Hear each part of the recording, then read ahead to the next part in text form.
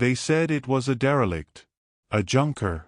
A freighter too old, too scarred, and too orange to be worth salvaging. They laughed when the humans towed it out of Saturn's shadow, its hull mottled with rust-colored plating, engines coughing blue like a smoker trying to sprint. The galaxy had seen Terrans before, reckless little mammals, loud, caffeinated, prone to duct-taping knives to things that should never have knives. But this ship, this thing didn't inspire fear. It inspired pity. Until, of course, it didn't. "Docking clamps are holding, sir," reported Ensign Lyra, her insectoid mandibles clicking nervously. "Though, forgive me, Captain, but why are we attaching our flagship to that?" She pointed one claw toward the massive, hulking vessel floating beside them. It looked like a beached whale painted by a drunk, half dull gray, half bright hazard orange, covered in patchwork plating and obvious scars from centuries of abuse. Captain Vaylor of the Valna Dominion tilted his head, regal frills twitching.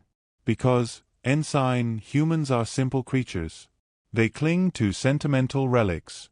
They'll surrender it gladly, and when they do, we shall sell the scrap for more than it's worth." What danger could possibly lurk inside something so embarrassingly primitive? On the comms, a human voice chimed in.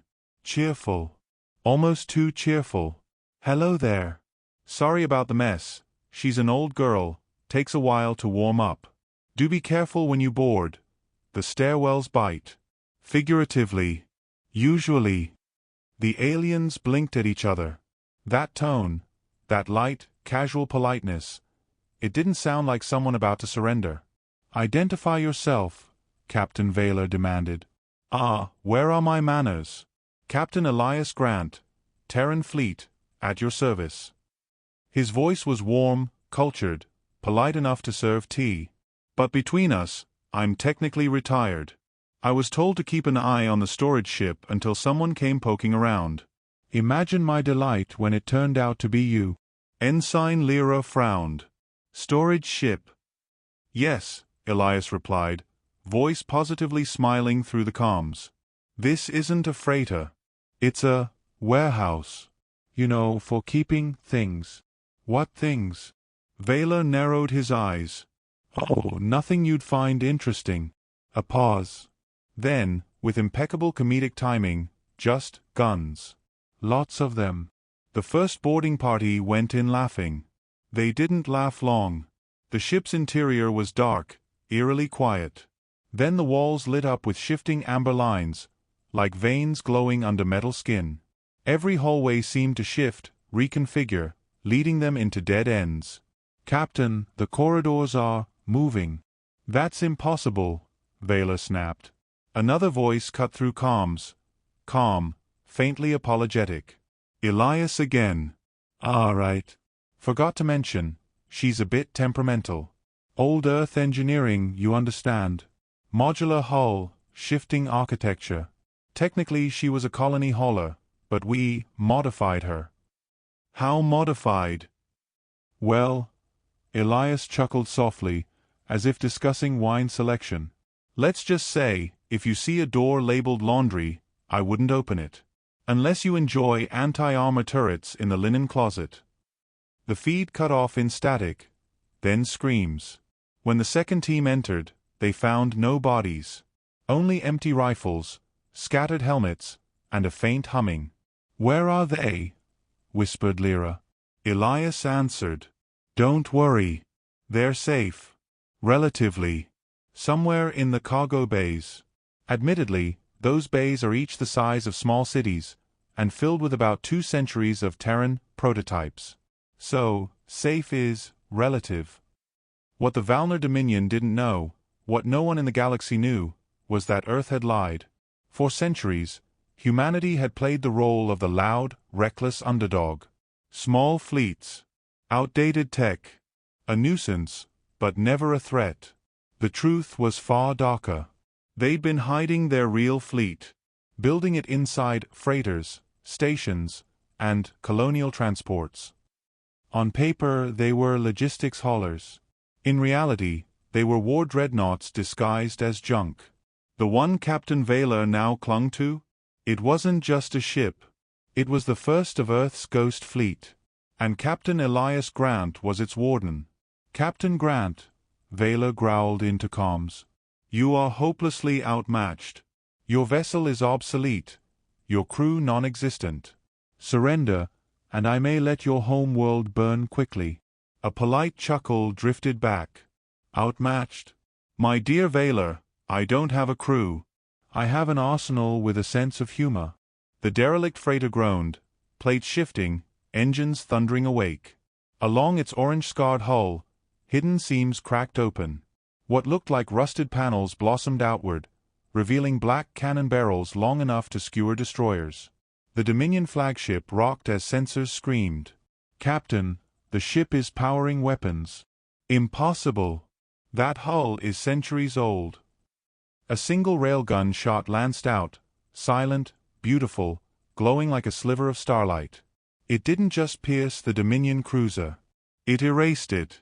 When the afterimage faded, only drifting wreckage remained. On the comms, Elias sighed. Cheerful. Almost pitying. "Ah. That was only the warning shot. Shall we skip to the part where you start begging?"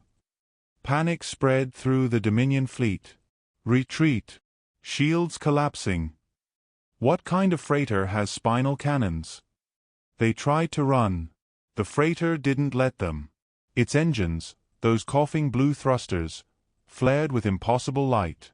The entire vessel twisted space around itself, pulling Dominion ships back as if space itself obeyed humanity's whims. Elias's voice came soft, almost mournful. "You mistook patience for weakness. You mistook rust for ruin. And you mistook humanity's smile for surrender." The freighter's hull shifted again.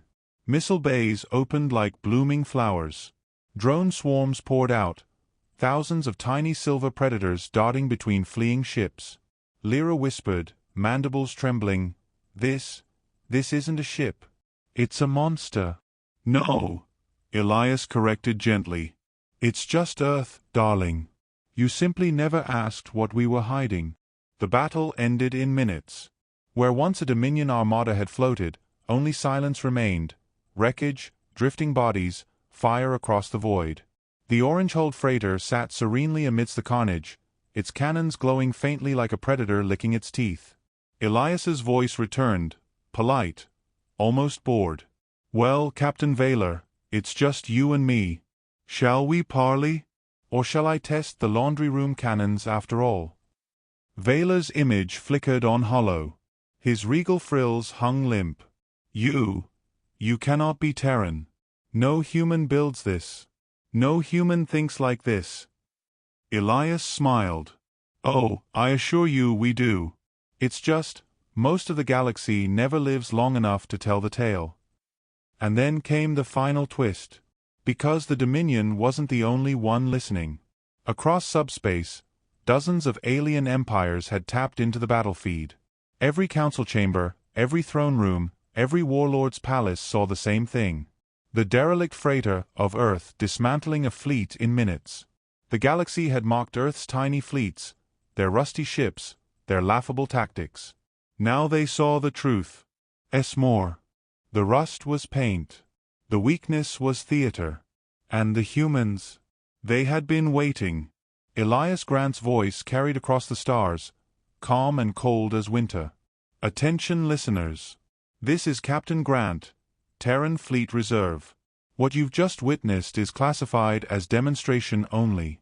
The Ghost Fleet has remained dormant for centuries, hidden across your trade routes, your scrapyards, your so-called neutral zones. This was just one ship. If you would like to avoid further demonstrations, kindly leave Earth alone. If you don't, well, laundry's always open." The galaxy fell silent. Humanity, it turned out, had never been the underdog. They had been the apex predator, smiling politely, waiting for the perfect moment to bare their teeth. And somewhere, in the cold dark between stars, more derelict freighters stirred awake. Because that wasn't a derelict freighter. It was Earth's hidden dreadnought. And there were 100.